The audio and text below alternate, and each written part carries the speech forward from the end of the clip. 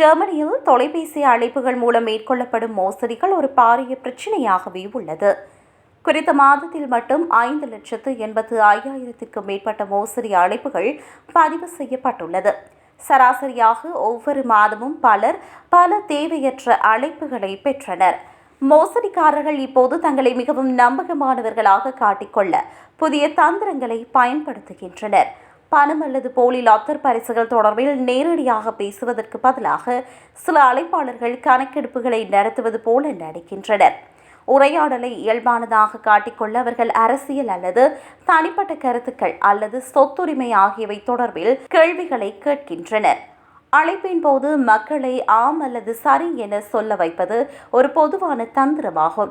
இவ்வாறு மோசடி செய்பவர்கள் அழைப்பவரின் பெயர் சரியானதா அல்லது உரையாடலை பதிவு செய்யலாமா என கேட்கலாம்.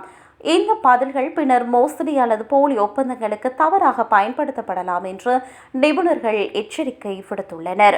இதன் காரணமாக தொலைபேசியில் தனிப்பட்ட தகவல்களை உறுதிப்படுத்த வேண்டாம் என மக்களுக்கு அறிவுறுத்தப்படுகிறது. இதேவேளை பழைய மோசடி தந்திரோபாயங்களும் இன்னும் பயன்படுத்தப்படுகின்றன. மக்கள் பணம் தர வேண்டியிருப்பதாகவும், லாட்டரியில் சேர்ந்துள்ளதாகவும் அல்லது ஒரு ஒப்பந்தத்தை ரத்து செய்ய வேண்டும் எனவும் மோசடிக்காரர்கள் பொய்யாக கூறுகின்றனர். பல சமயங்களில் மோசடி செய்பவர்கள் பாதிக்கப்பட்டவரின் குடும்ப பெயரை முன்பே அறிந்திருப்பதால் அந்த அழைப்புகள் மிகவும் நம்பகமானதாக உள்ளன. இந்த நிலையில் மக்கள் இதுபோன்ற அழைப்புகளின் போது எச்சரிக்கையாக செயற்பட வேண்டும் என்று அதிகாரிகளும் தொலைபேசி நிறுவனங்களும் எச்சரிக்கை விடுத்துள்ளன.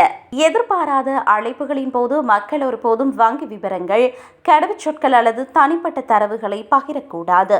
அழைப்பவர் சந்தேகத்திற்கிடமான கேள்விகளை கேட்டாலோ அல்லது பதிலளிக்குமாறு ஒருவரை வற்புறுத்தினாலோ உடனடியாக அழைப்பை துண்டித்து அந்த எண்ணை பிளாக் செய்வதே பாதுகாப்பான செயலாகும்.